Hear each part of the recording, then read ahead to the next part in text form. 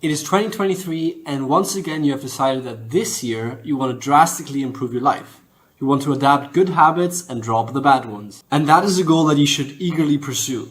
But be aware that there are things that you have to take into consideration so you don't set yourself up for failure. In this video I want to share with you the challenge that changed my life. I want to explain to you how I achieved my New Year's resolutions in 2021, what I've learned from that experience, and what things I think I could have done better. But first, let me tell you why I started this challenge in 2021. I was not really happy with myself at the moment, and I saw some things in me that I didn't want to be. So I said, why not take this year and change my life, or better said, improve my life? My idea was to learn something new or develop a good habit every month. And every month I came up with something new, so I didn't plan ahead for 12 months, which is something that I would do differently if I were to do it again. Every habit had its individual motivation and was based on the concept of consistency. I went step by step and chose things that I could do on a daily basis. More importantly, I did not try to implement 50 things at once, which is actually the main cause of failure when you're trying to get your life around. Once I had completed a month and built a new habit, I kept on doing it the next month. Thus, it was a process of adding up the habits. However, for most of the habits, I switched the quantity from every day to maybe every 2 days. Let me show you the year that drastically changed my life. In January, I wanted to do some type of sports activity on a daily basis and eat more healthily, which in my case meant cutting out the sweets, the chocolates and the cereals. This got me in the rhythm of working out and taught me discipline because I had to go to the gym even though I didn't want to go. My motivation was getting in shape. I started my fitness journey during the COVID lockdown, but then when the second lockdown came and the gyms closed down, I stopped it. The gyms closing down demotivated me a lot, but I have to be honest with myself, I probably used it as an excuse to be lazy. Now fast forward 2 years and I am very consistent with my weight training and with volleyball, and I've been even tracking my calories for about 8 months. In February, I decided to meditate every day. My goal was to meditate once in the morning and once in the evening before I went to sleep. But I have to be honest, I did not manage to meditate in the morning every day because I woke up late and I was in a rush to go to school, so I didn't have time to meditate. But this meant that I would meditate once I came back from school. By meditating, I tried to get control over my mind and thinking of my breathing. And I was actually impressed of how difficult that actually is. It surprised me that my brain would just go and think about random things that are happening in my life or that are on my mind without me being able to control it. Now, I usually meditate about 3 times a week, and I also notice that it actually helps me sleep because I get things off my mind, clear my mind before going to sleep. So if you're having trouble sleeping, maybe try meditating. My motivation for this challenge was to be more calm and to gain control of my thoughts and to think things through more rationally. In March, I cooked every day with my mom. Imagine this, I wanted to learn how to cook and I was completely unable. I had literally no idea. So I said to my mom, I want to make dinner with you every day for this month. She was extremely happy and even made a list of all the things she wanted to cook with me. This challenge was made easier because I actually spent more time with my mom and we were dancing, singing and listening to music in the kitchen while cooking.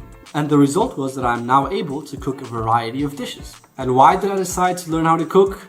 Well, I figured that my mom wouldn't always be there for me to help me cook, and you just can't live your life without knowing how to cook. Now that I don't live with my parents anymore, well, I'm forced to cook, and well, I cook 2 to 3 meals per day. However, I don't really cook fancy meals. I usually rather stick to very basic meals, because that way it's also easier to track my calories, but especially because it just takes less time. In April, I got into the realm of stretching for 3 reasons. Firstly, I learned that being in shape technically also implies that you have to be flexible, and well, I wasn't. Second, I understood that stretching could actually help muscle recovery, and third, it could also help me improve my sluggish posture. So what I did was using different routines depending on which of my muscles were sore. The routines were usually about 10 to 15 minutes, and well, at first I just used any YouTube videos that I could find, and then once I knew the exercises, I started just doing it on my own. And well, this challenge, well, it helped me improve my flexibility, my posture, and my muscle recovery. But I also learned that it's a good way to relax since you release the tension in your body. These days, I stretch 3 times a week, and I don't think I would be able to do my usual workout routine without doing this. Before we continue, I want to tell you that I actually haven't mentioned the most important habit that I've built yet. So make sure to watch the rest of the video. The challenge for me was drinking 3 liters of water every day. I decided to do this because I noticed that I wasn't drinking enough water and that there were actually really good benefits from drinking the proper amount of water. In short, the goal was to be more hydrated. Now I have to be honest with you. In May, I occasionally failed the challenge because it was the birthday of a lot of friends. And well, we went out a lot and drank a lot of alcohol, which dehydrates your body strongly, so the complete opposite of my actual goal. Nevertheless, I did notice improvements in skin quality and in digestive efficiency. Furthermore, drinking sufficient amounts of water also improves your joint health, your effectiveness in your kidneys, it helps you regulate your body temperature, and it can help you lose weight.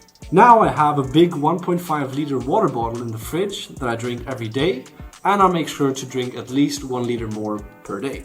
June was the month of cardio. Every day in June, I went out for a run of at least 4 kilometers. Now, how did this improve my life? Well, I noticed that I was actually in a better mood, which is due to the increase in endorphin immunoactivity. Basically, your body produces more of this hormone endorphin that makes you happy. What running also does to your body is it improves cardiovascular health and it trains you mentally. It trains your mind because by forcing yourself to go out for the run, even though it's dark, it's cold, it's rainy, or it's very hot, you learn to discipline yourself. It is also mental training because you fight through the pain and the exhaustion. I'm sure all of you know that little voice in your head that comes up when you're running and tells you, stop, I'm exhausted, stop, give up. What you have to do in that case is visualize your goal. My goal was reaching the 4 kilometers. And while I hadn't reached the 4 kilometers, I had to kill that voice inside of my head. My motivation for this challenge was that I noticed that my stamina and condition were really bad. And yes, I also wanted to be leaner for the summer and just generally be more athletic. And now, well, I don't run anymore because my body goals have changed and I want to increase in weight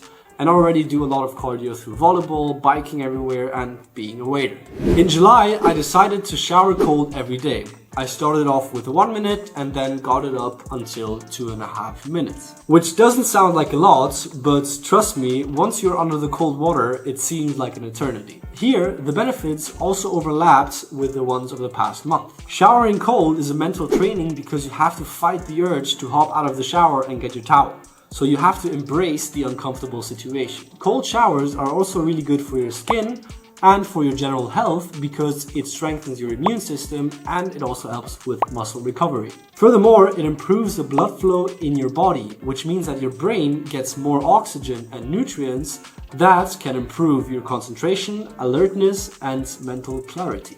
My brother actually introduced me to this concept of showering cold because he had been doing that already for a couple of months. And I knew it had great mental and physical benefits, so I decided to make that the challenge for July. Now, I shower cold every morning to wake my brain up with a nasty cold shock.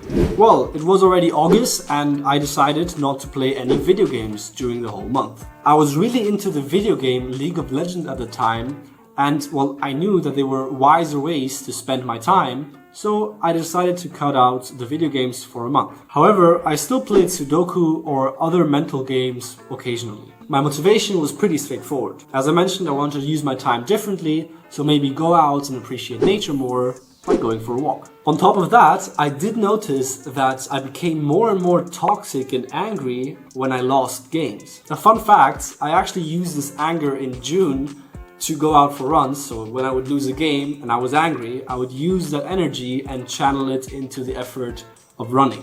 Nevertheless, I was very aware that this had to change because it can't be healthy to get angry at a video game. Now, I don't play video games anymore, apart from chess, if you want to consider that a video game. In September, I built the habit that I am most grateful for implementing in my life, and that was reading every day.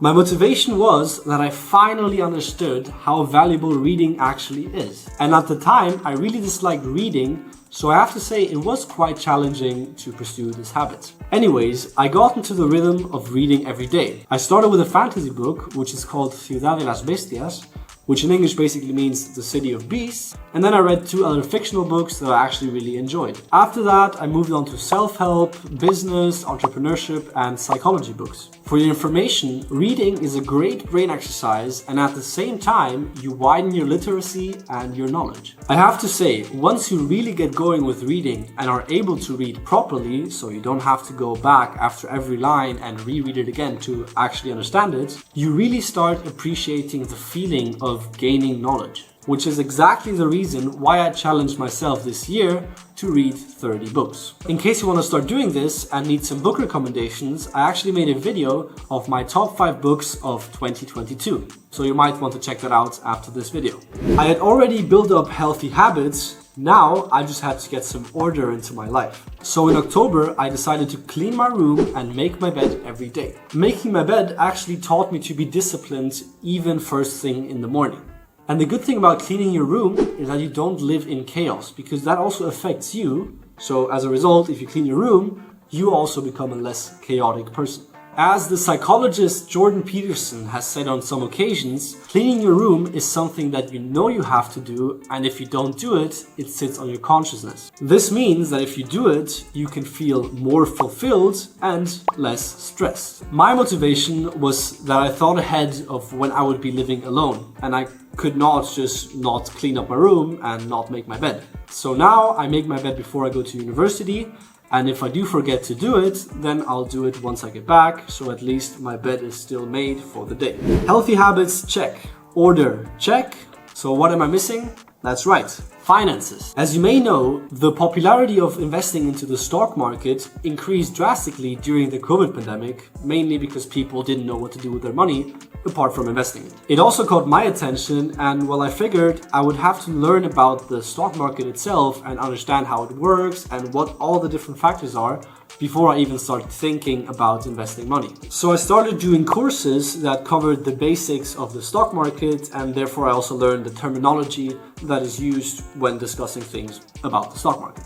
Apart from the performance of individual companies, the stock market is also very affected by news. So in November, I also decided to keep up more with the news, which can also help you broaden your general knowledge. By informing myself properly about the stock exchange, I saw the reality of it. I hope this is not the first time you're hearing this, but you can lose a lot of money. It's not just win, win, win and gain money. Apart from that, I also got a better understanding of the concept of money, which, well, is a crucial skill if you don't want to live paycheck to paycheck. What was really cool about this challenge is that I got to spend more time with my dad because he also is somewhat into investing. I actually convinced my dad to invest into a company that I did some research on in December of 2021. And yeah, that didn't go too well because of the Ukraine-Russia conflict and the economic crisis that followed after that. The only good thing about this loss was that I actually understood how fast a stock can actually crash. My dad was part of my motivation, and yes, also the Instagram gurus that tell you it's all super easy and you can make lots of money with this. And well, obviously making money was also one of my motivations. Today, it is actually one of my main goals this year to invest a certain amount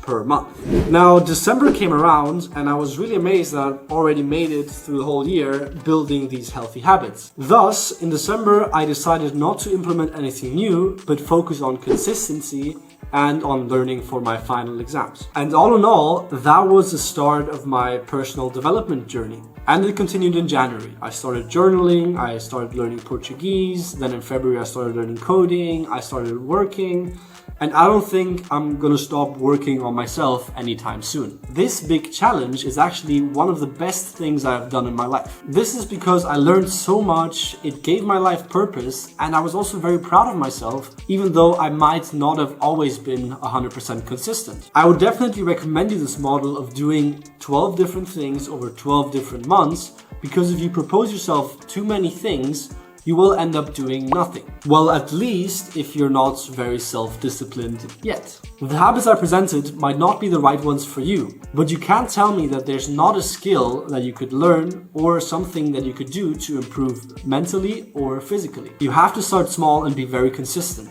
And then in the end, you will feel really fulfilled and happy that you did this, because you didn't just waste your time sitting around. Once you've completed this challenge, you will look back and say, damn, this really changed my life. Anyhow, that's it for today. If you enjoyed watching this video, don't forget to leave a like and to subscribe, and comment what you think is the best habit that everybody should pick up. I really hope that I inspired you to change and improve your life, and I wish you lots of luck for reaching your goals this year and in life.